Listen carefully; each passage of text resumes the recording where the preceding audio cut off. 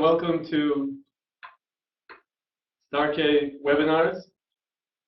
I'm Rabbi Goldberg. I'm pleased to welcome you back to another series of webinars, this time with Rabbi Dovid Heber, on the topic of Brochos, Hilchos Brochos.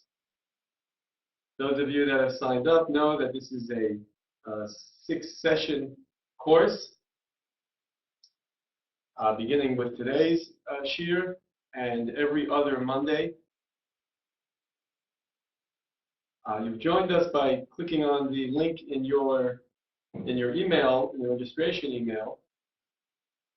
If for some reason you have trouble with the audio on your computer, you can call the following number: 218-895-1203,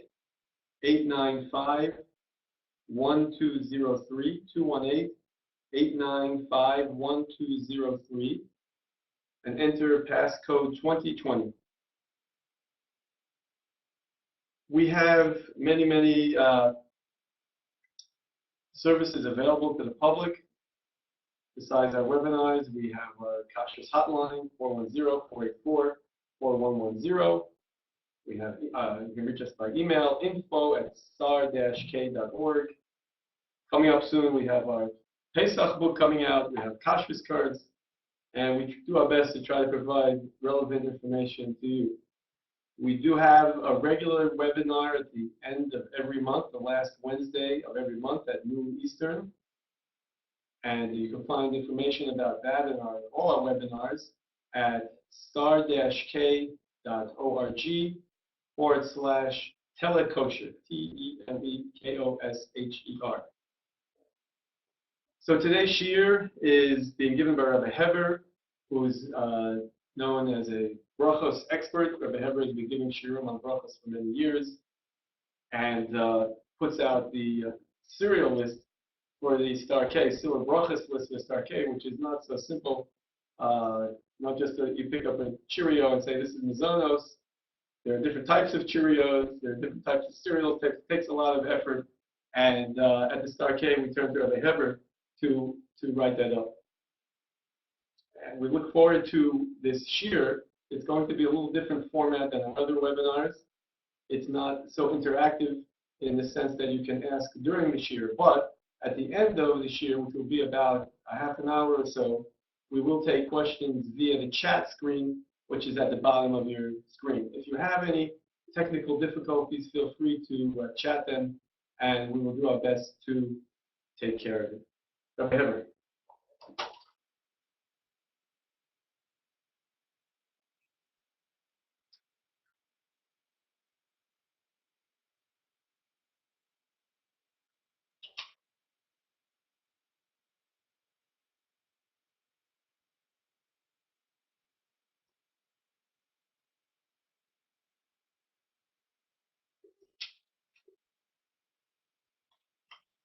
Thank you, Rabbi Goldberg. Good afternoon to all the listeners and all the viewers. Hope your Hanukkah went well. And now that Hanukkah is over, we continue, or we begin. It's a good time to begin a series on Hilchos Brochos. And again, Yeshukayach to the Starkey and to Rabbi Goldberg for presenting this webinar and giving me the opportunity to discuss Hilchos Brochos. Hilchos Brochos are far and wide. I'd like to start with the discussion of the Brochos of Bar Pri Ha'adama and Bar Pri Ha'etz, and some of the issues that relate to the Brochos on cereals in regards to Bar Pri Ha'etz and Bar Pri Ha'adama. As is known, as you learned in first grade, probably, or even earlier, something that grows from the ground is a Bar Pri Ha'adama, and something that grows on a tree is a Bar Pri Ha'etz. We're familiar with that. L'halacha, though, we have to first define what does it mean it grows on a tree and what does it mean it grows from the ground. So Chazal tell us that the definition of a tree, when you make a Bar Pri Ha'etz, is an item that when you pick off the fruit, the plant doesn't die. So, for example, an apple tree, when you pluck the apple from the tree stays intact, and in fact, next year will grow more apples, perennial, shall we say. However, carrots or potatoes or other items that grow from the ground are not only do they come from the ground, but when you pick them, they shrivel up and they're gone. The plant is actually gone. You need to replant. There's no tree per se that remains intact. And this is the general definition of the difference between a bar priya hadama and a bar priya eitz. A bar priya hadama is something that when you pick it, it does not last from year to year, and a bar priya eitz is something that when you pick it, it actually remains intact and stays from year to year. Now, there are many shilas regarding different items, just a couple of interests, and then we'll get on to general klalim of general rules of hadam and eitz. For example, sugar is a three-way machlekes as to what the bracha on sugar. If you were to take a sugar cube or a spoonful of sugar, what is the bracha on sugar? The shita of Kashrus actually is that it's a bar priya eitz. And the reason it's a bar priya eitz is because the pasuk in Shashirim tells us Yari and Dubshi that the dvash, which is a reference to sugar, is a yar, is a forest. And what grows in a forest? Trees. So it's seen from the pasuk that the bracha on fruit, on sugar, since it grows on a tree, it's called a tree. It's a yar. It's a forest. Should be a bar priya eitz. Rabbi Yaina disagrees. Doesn't say this lumda, so to speak. The Tosfos says of a tree. And therefore, Rabbi Yaina says, look, sugar grows from the ground, and therefore the bracha is going to be a bar priya hadama. The sheet of the Rambam is that sugar is a shahakol. So we have three machlekes rishonim as to what the bracha is, whether it's a eitz, hadama, or shahakol. And the midig is to recite the shahakol midvaroi on sugar. It's interesting. You have a similar machlekes by orange peels, but it's machlekes achronim as to if you eat, or for that matter, any peels that are edible. We have some opinions that say, let's say you have an orange peel. So there, an orange peel grows on a tree. So therefore it should be a bar priya eitz. Other opinions say it's a bar priya hadama because it's not the ikar, it's not the primary part of the fruit. The primary part of the fruit would be the orange, and therefore the bracha on oranges, of course, is a bar priya eitz. But on the peel, which is not the ikar, it's not the primary part of the fruit, the bracha is going to be a bar priya hadama. Other shitas say this is the junk part, so to speak, of the fruit. It typically goes in the garbage, and therefore you can't even make a bar priya hadama. It has no cheshivas, it has no importance whatsoever, and therefore the bracha is a shahakol. And the minig, of course, is to recite a shahakol in the baroi when eating orange peel. So they're just some examples of there are discussions as to the bracha on Paris. Just one other of interest before we get into some of the details of cooked fruit or raw fruit or chopped fruit. What the bracha is a discussion regarding the bracha on chocolate. Chocolate, of course, is a bean. It grows on a tree, and therefore the bean should technically be a bar priya eitz. The question is, why is the midig of Klal Yisrael to recite a shahakol on chocolate? And the answer is, some give, because there are two answers that are given. One answer is that originally when they made chocolate, it was actually a drink. It was a drink that was for a royal drink for kings. And drinks, as we know, are always a shahakol. And therefore the minig automatically became that the bracha on chocolate is a shahakol. Of course, years later, they began to mold it and harden it in ways that we know as chocolate bars and so on. But once the minig came to make a shahakol, that was the bracha. Second answer is that the chocolate bean is really inedible alone, bitter. Chocolate bars, if you look at the ingredients, you'll see that, of course, there's cocoa, but there's never just plain cocoa in there. There are always, of course, other ingredients to make the bar, but you have to have sugar. Without sugar, it would be bitter. And therefore, since it's inedible in its state as a fruit, it only is edible when it's mixed with a heavy amount of sugar. Therefore, the minig became to recite a shahakol on chocolate, even though technically it grows on a tree. We'll see in Nafkamina Halacha, we'll see how this plays out and what the difference is. The fact that there's a reason to make a bar priya eitz, even though we don't, in a later Shemitz Hashem, hopefully we'll talk about when we get to Ikar and Tafel, which is primary and secondary, we'll see this resurface again. What I'd like to talk about is what happens if you eat fruit in different forms. And really, when I say different forms, there are two different ways of different forms. Number one is if a person, let's say, eats a fruit which is normally eaten cooked, and you decide to eat it raw. What's the halacha? And vice versa. Let's say it's a fruit which is eaten raw, and then you cook it. What is the halacha in that case? So first of all, what about if you have a fruit or a vegetable, which the derech, which the way is to eat it both ways. It's to eat it both raw and cooked. For example, carrots are eaten both raw and cooked. So what's the halacha on carrots? So the halacha is either way. Halacha is you make a bar adama, whether it's cooked or raw, it's the derech, it's the norm. Some people eat it raw, some people eat it cooked, some people eat it both ways, depending on how you're eating it. Maybe in your bag lunch, you'll have raw carrots, and for supper, you'll have cooked carrots. Therefore, the bracha is a bar adama either way. If you have a vegetable where the derech is to eat it in its cooked state, and you eat it raw, for example, asparagus. Asparagus are eaten typically cooked. That's the derech of how they're served. Even canned asparagus has certainly gone through a cooking process. With good hechsher, they can be eaten. And of course, one has to be careful for tailon, which is a separate topic when eating asparagus. But you took care of the tailon, the insect infestation issue, and now you want to know what bracha to recite on the asparagus. So of course, if you eat them cooked, the bracha is a bar adam.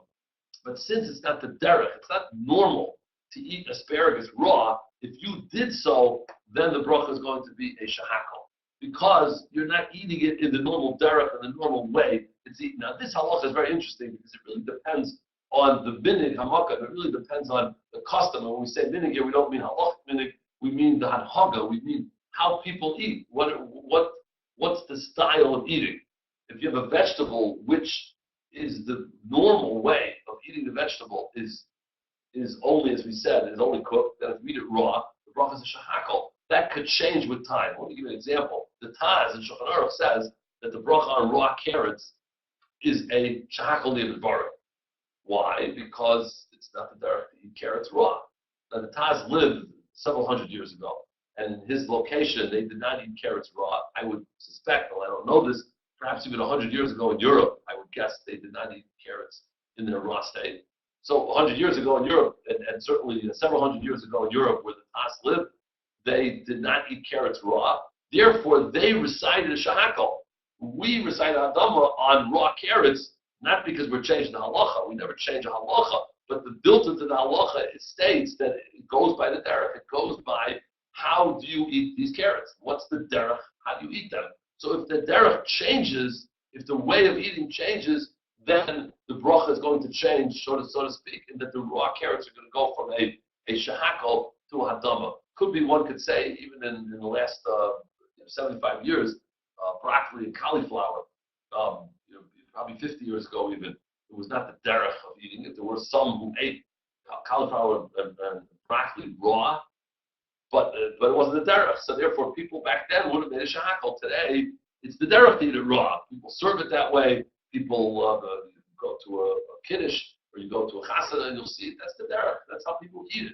And therefore, raw cauliflower and broccoli, again, assuming the proper learn check has been made, the bracha, you're going to make a bracha, you're going to eat it, and you're going to recite the Baruch Dama. Again, not the halacha changed, but the style changed, and therefore, that is how we're doing. If one day asparagus becomes the derech, I'm sure you'll find some people eating asparagus raw. Today, it's not the derech. Maybe in 10 years, 20 years, it will become the derech, and therefore, once again, the bracha at that point would become a Baruch Dama. Now, what about the opposite way? What if something is eaten raw and you cook it? So here it's interesting. It doesn't go by the derech. It goes by if you ruin it. And that is, if you took, let's say, watermelon. Watermelon people eat raw. If you cook the watermelon, you actually ruin the watermelon. It becomes inferior. It becomes garua. Even thinking about it, it's not really very appetizing.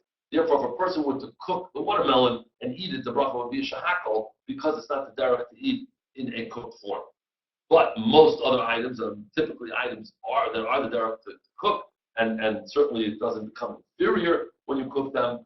Again, either or, as long as it doesn't become inferior when you cook the item, the bracha is going to be a baruch hadama and not a shahakal. The same halachas apply in this case to both fruits and vegetables. In other words, a tree, whether it's a baruch ha'etz or baruch hadama, will either way, the halacha is have the same rules. If it's inferior when you cook it, it becomes shahakal. If it remains the same, or it doesn't get worse when you cook it, it retains its ha'etz or hadama status. And the same is true, an opposite, where something is the derech, to eat raw, whether it's a fruit or vegetable, then the bracha is ha'etz or hadama, and if it's not the derech, then it's shahakal. Now, what happens if you change the format of this fruit? Now that we've established how I've eaten this fruit or vegetable. What about changing the format? This is very relevant to many foods because you eat an apple, then of course the bracha is a eitz without question. But what if you crush the apple? You make applesauce out of it. Or as we will see, what if you took a piece of corn, a corn grip, and you flatten it, and you make cornflakes out of it? So this is the question that we have to deal with. First, let's talk about pulverizing or changing its status, losing its status of its shape. And again, later we'll have to also get into the halacha of soups, which also are an offshoot of vegetable soup, potato soup, pea soup, etc. All of those are an offshoot of the fruit or the vegetable. What is the halacha in those cases? Let's first talk about when one changes the format. If something is not chamesh minei dagan, which means it's not from the 5 special grains that we will talk about in a different shiur, 5 special grains: wheat, barley, oats, rye, and spelt, chamesh minei dagan. If it's not chamesh minei dagan, and it's not rice, okay, it's not the 6 items, but it's really anything else: apples, oranges, potatoes, and so on. And you change the format of the item in the sense that it becomes lost. It's lost its surah. It's not only it's lost its form, but it's no longer nicker, which means it's no longer recognizable as its original item. Then the bracha is downgraded to a shahakol. If defined downgraded, Chazal have a hierarchy of brachas. The catch-all bracha is a shahakol. It's considered the lowest, so to speak, in that since it's catch-all, it's not specific. Chazal have given more specific brachas to fruits and vegetables, or even a more specific bracha would be on bread or on wine, or you make hamayis or hagafen. The halacha is once you break a non-chamesh minei dagan or not rice down into a state where it's no longer recognizable, the bracha is downgraded to a shahakol. Of course, by chamesh minei dagan, we don't say that. Chamesh minei dagan, if you take a wheat kernel, which actually is a hadama, if you ate it raw and you grind it up and make bread, it actually goes up and the bracha becomes hamayis. If you grind it up and make cake, or you make pretzels, the bracha is going to be a barmin mezainis, which is also a more specific bracha. By rice, if you grind up the rice, it retains its status of a mezainis. Most opinions make a mezainis on rice, whether it's eaten cooked rice or whether it's ground up. The bracha also is going to be mezainis. But putting those aside, the non-chamesh minei dagan, corn and apples and everything else, potatoes, once you grind it up under normal circumstances, it loses its status, its chivas, and therefore the bracha is downgraded to a shahakal. Now, at what point does that happen? That happens where it loses its tzura, where you cannot tell anymore what this item is. Let's talk about applesauce. That's a classic example in this halacha. The bracha on applesauce, if it's ground down and pulverized, where the apple pieces are no longer nicker, they're no longer recognizable, the bracha is now shahakal because there's no trace of this being an apple. Obviously, scientifically there is. If you taste it, you know it's applesauce. You look at the jar, it says applesauce. But you look at the pieces and it's pulverized. Now, it doesn't have to be pulverized like baby food. Look at baby applesauce. That's smooth and you totally, no recognition whatsoever. That's certainly going to be a shahakal. But even if it's just a regular store-bought applesauce, the broth is going to be a shahakal.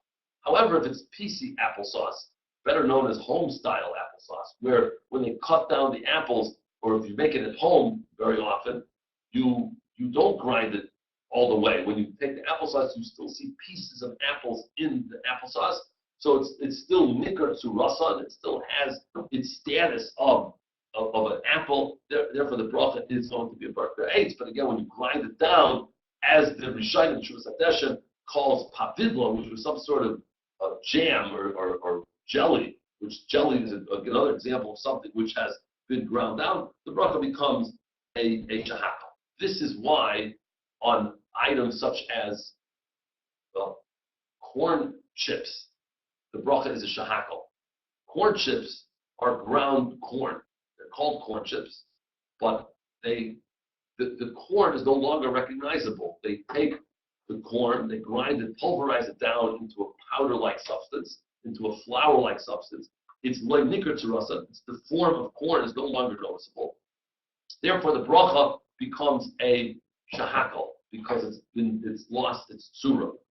The same is true with potato starch cake, which is very popular on Pesach. course, you can eat it anytime, but Pesach is very popular because you can't eat the regular chametz cakes. Some people will eat matzah meal cake. People who don't eat gebrocks, in particular, will make potato starch cake. Again, you don't have to not eat gebrocks, which is a soaked matzah. If you have that minig, really all you have left is potato starch cake. If you eat matzah meal cakes, then you can still eat potato starch cake. But again, whatever your appetite, or whatever cakes you end up having, you'll end up very often on Pesach eating potato starch cakes. The bracha on those cakes are a shahakal nivud. Why? Because they've lost their surah. There's no appearance anymore of the potato. The person who baked it, whether in the bakery or in the malabasta who baked potato starch cake, sees that it's a flour-like substance. The potato starch not nicker than its potatoes, and therefore the bracha in this case is going to be downgraded to a shahakal nivud. That is the bracha on potato starch cakes. As a side note, if you want to make kiddush on Yom Tov on Pesach, or Shabbos Chol Hamoed Pesach, so it becomes a challenge if you don't eat gebrocks for the reason that we're saying, and that is if the person eats matzah meal cake, so then they'll make Goldberg oven, and then they'll make a mezainis on the cake. So that's fine. That's kiddush from Suda. The Suda is something that is a bar mitzvah mezainis, as is the case by the matzah meal cake. Actually, why is a matzah meal cake a mezainis and not hamaitzi? That's a separate topic, which maybe we'll get to in a different series. And that's because the bread has lost its tzura. It no longer looks like bread, not because it's been ground down. The bracha on ground bread is a hamaitzi. But if you added other ingredients to it, and now all of a sudden it's this piece of cake, so it no longer looks like bread, and therefore the bracha is downgraded to a permanent zionist. However, potato starch is a shahakal nivud varoi. The potato starch cake is a shahakal nivud varoi. Kiddush makom suda has to be with a mezainis, so you can't make barkrak kafan on wine and then eat potato starch as your seuda to be yaitz kiddush makom suda, and therefore you have a problem of what type of cake you're going to eat. If you don't eat matzah meal cake or it's not available, you cannot be yaitz kiddush makom suda with potato starch cake again, because it's certainly not mezainis. Again, it's not even hadama for that matter. And again, just as a side note, one answer there would be one option is to drink more. You certainly eat matzah, that's the best option. But the shasachak, when a person's stuck, they could drink a revius of wine or grape juice, and that serves as a suda. Okay, that's really tangential to our discussion. Anyway, back to this. So now, if you eat, let's say, a piece of potato kugel, or let's say latkes, that was maybe would have been nicer to have this halacha last week or even yesterday when you perhaps ate the last Chanukah latke. So what's the halacha? So it really depends on how you make it. If you shred the potatoes, and then you're mixing it with ingredients, and then you're frying it, and the potato is still nicker because it's shredded, and now you still see the shreds of potatoes, the bracha is going to be hadama because the potatoes are still nicker, they're still noticeable. However, if you ground it down into a pudding type substance, and I should note that the English word for potato kugel is potato pudding, which sort of you kind of lose your appetite. Potato kugel sounds geschmack. Potato pudding, it's as they say, Yiddish hatish katam, right? Doesn't have any taste left to it. Well, Lamaisa, just using that as a illustration, it's called potato pudding because it is pudding. It's pudding, and then you bake it. So therefore, the bracha is a shahakol because that pudding-like substance has lost its surah, and therefore it's no longer a hadam anymore. So again, what's the bracha potato kugel? That really depends on how it's made and what you see. Sometimes I'll dissect a piece of kugel to analyze and study it. Is it nicker to rasan? Does it look like potato, shredded potatoes, or not? A potato chip is also a bar pri hadama because you have shredded the potato, and again, it's still nicker to rasan. It has been fried in oil, and therefore it's hadama. It's a piece of potato that's been fried, no different than French fries. We should mention Pringles potato chips is a big discussion amongst the Paiskim. Rabbi Heinemann, the rabbinic administrator, Rabbi Heinemann Shlit, the rabbinic administrator of the Star K, is of the opinion that it's a shahakol because simply it has lost its surah of potatoes, the floury substance, the flour-like substance, that's FLOUR type substance that's being used has lost its surah of potatoes, And therefore, again, a Pringles potato chip is going to be shahakal because it's lost its surah. There's a discussion amongst the Paiskim regarding Pringles for certain reasons beyond the scope of our discussion. There are Paiskim that say hadama. L'maisa, the opinion of Rabbi Shahayim and Shlita, together with other Paiskim, is that the bracha is a shahakal nidivare on Pringles. Again, regular potato chips are hadama, and Pringles potato chips are going to be a shahakal.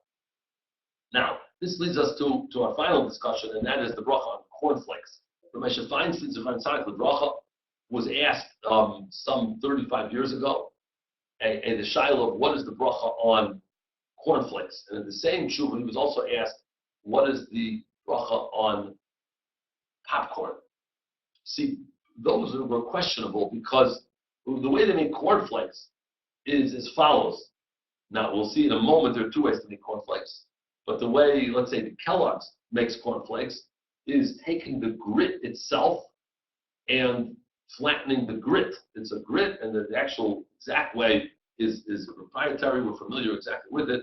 We're not at liberty to discuss all the details, but suffice it is to say that it is a rolled corn grit. And the corn grit, rolled means it goes on the rollers and flattens it out. And now you had, the question to Ramesha was, is that called nikr to rasan or not? On one hand, it's been a reshaped corn grit. On the other hand, it's a corn grit. It hasn't been pulverized. It hasn't been broken down.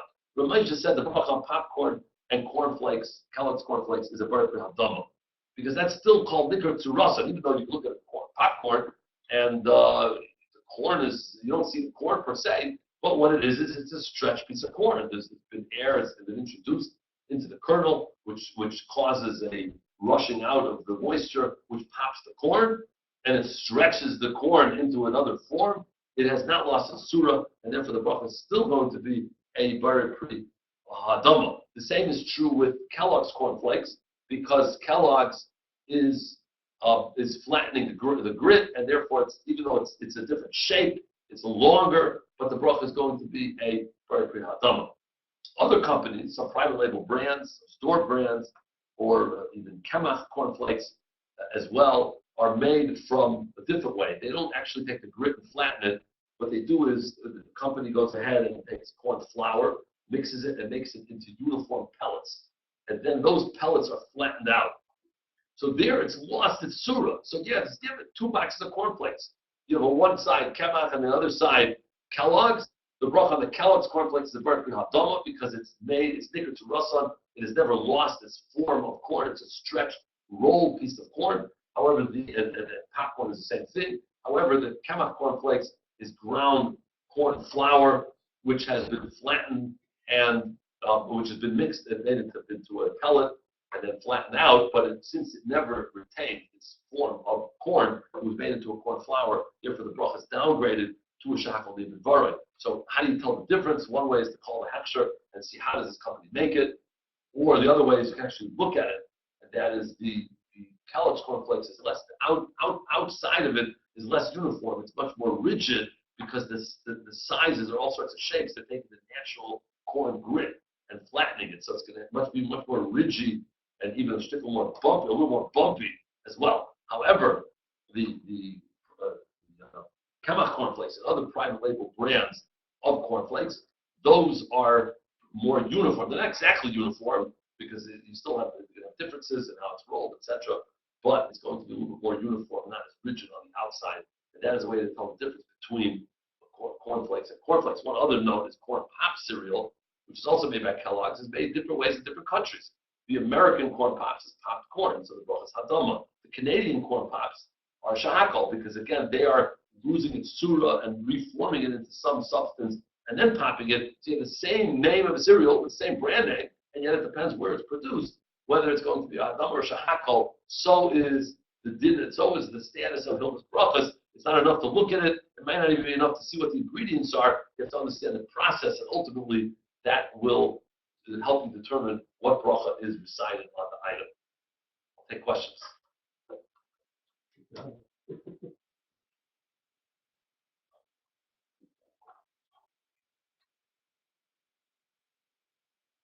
Okay, Rabbi Heber, we do have a question. What bracha do you say for onion rings? Okay, so onion rings, I assume they're referring to the commercial onion rings that are they're called onion rings, because they are onion flavored, ground up products. Therefore, those are also going to be shahakol. Again, we're talking about what you find in a bag. You open up the bag, and inside there's a treat, which is called onion rings. Again, it's onion flavored, probably corn. I'm not familiar exactly with the ingredients in there, but if it is a corn flour that's in there, it's just flavored corn flour. So the corn flour, again, is downgraded to a shahakol, no different than the corn chips that one would recite a shahakol. But if you made onion rings at home with pieces of onion, so then it depends what would be the ikr. If you made real onion rings right at home, where you're taking pieces of onions. So onions are a discussion amongst the paiskim as to if it's eaten raw, because it's not necessarily the derech, but if it's eaten in a form that people will typically eat them, then they become a hadamah. They're no different than any other vegetable, and therefore that would be the bracha. Now, maybe you have more other ingredients. It depends on what your recipe is to confirm what the bracha is. what if you had they were coated with a wheat coating? Right, so that gets at the ikr and tuffle, which we'll see when we talk about the primary and secondary. So I'll hold up on that question for the topic of ikr and tuffle, which hopefully we'll have sometime in the next 2 sessions. What bracha do you say for bran cereal? Bran cereal. That's an excellent question. A bran itself is a shahakol, a pure bran. Now, pure bran is a tricky term. When I say tricky, there are 2 types of brands on the market. One is called heavy bran, and one is called light bran. These are industry terms. You won't find them on any box of cereal, but they are the industry term. Light bran is about 95% bran, and certainly shahakol. It's considered the inferior part of the kernel, of the wheat kernel. Light bran has a mixture of endosperm. Endosperm is the white part of the corn kernel, of the wheat kernel, or oat kernel, the chametz b'nei dagim kernel. Kernels consist of several parts. There's the husk, which goes into the garbage, or maybe it's used for seed. And then you have the kernel itself, which has the endosperm, has the bran, and has the germ. The germ would be what forms wheat germ. The ikr part, the primary part, is the endosperm. That's what makes flour, regular flour. Whole wheat flour is where you keep the bran in to determine probably the last 35 years maybe that bran is actually healthy, and therefore people now like to eat the whole wheat. It's healthier, more nutritious. It's better. So pure bran, again, the light bran itself would be a shahakol. Heavy bran would depend on how much endosperm there is and what your finished product is going to be. So what is the bracha on bran flakes? Most bran flakes on the market are mixed with a heavy amount of endosperm, with a heavy amount of light bran, shall we say that, because some would have everybody, with a significant amount of endosperm in the product, and therefore that becomes the ikr, that's the primary, and the bran is the tuffle. And therefore the bracha on the endosperm from chametz b'nei dagim, from the 5 grains, is a mezainis, and therefore the bracha on bran flakes is a mezainis. They make other types of cereals, fiber cereals, and that depends on the formulation. Some bran cereals are a shahakol because there's an insignificant amount of endosperm, and like I believe all bran, Kellogg product, all bran, I believe is a shahakol. We can check the list for sure. I don't know the list by heart, but there's a cereal that is produced called Fiber One, which is a mezainis because there it can determine that there's enough endosperm which constitutes an ikr, which constitutes a primary ingredient, and therefore the bracha is going to be a mezainis, if I'm not mistaken. That's how we say it on the list. I know the list by heart, and I don't bring it in front of me, but I believe that is what we say. Right. We'll put up the address for the list on the chat. If anybody is listening by phone, they can go to the Star K website, star-k.org, and type in cereal into the search box, and you bring up our cereal chart, which is good to print out and put up near your cereal so your kids will know what to say. What bracha do you say for ice cream with cookie mix? That's okay. That's an ikr and tuffle topic, but we'll see why. Ramesh Shafai has a truth on that. If there's an ice cream sandwich, then it's going to be 2 brachas on the zayis and shahakol. But again, it's an ikr and tuffle issue, which again, primary and secondary. And we'll see why we don't say primary and secondary there. Okay, Rabbi Heber, do you want to give us a preview for the next session? Next week. In 2 weeks. In 2 weeks. Which is what's the date? December the 31st. December 31st. Okay. Which is the title will be the 18th day of Teves, Monday at noon. As Hashem, we will begin with another important topic of fruits and vegetables, and that's kedima b'brachos. You have a choice. There's a lot of confusion in this halacha. So the preview is we're going to talk about what do you make first, the hadamah, the eights, what if I have 2 eights, is it 2 hadamas, I have designers, what comes first, what's the proper seder, kedima b'brachos. Thank you very much. Okay, thank you, Rabbi Heber, and we look forward to your joining us in 2 weeks. We try to record all our webinars and put them up on our site, and we hope that eventually we'll be able to get this one up as well. Thank you very much. Have a great day. Kol Tov.